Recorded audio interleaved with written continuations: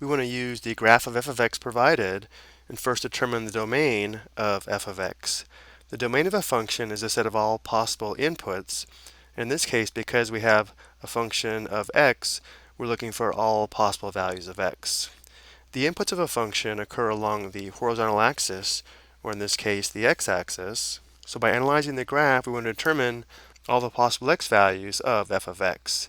Because we're looking at this graphically, we can also ask ourselves how this graph behaves moving from left to right. Notice how the leftmost point of this function will be this point here, where x equals -4.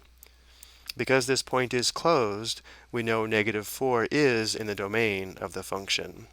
Notice how this function takes on every x value moving to the right until the rightmost point here, where the x value is +6.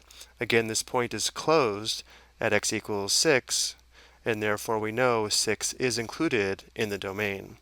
So this function takes on all x values from -4 to +6, including the two endpoints.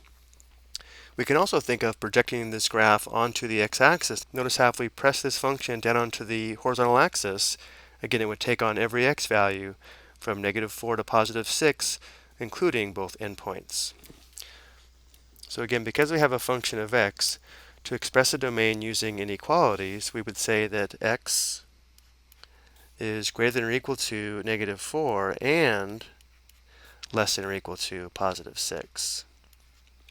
And then using interval notation, again, the interval is from -4 to +6, but again, because it includes both endpoints, we use square brackets here as well as here. If an endpoint was not included, remember, we would use a rounded parenthesis rather than a square bracket when using interval notation.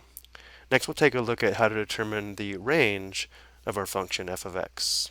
I hope you found this part helpful.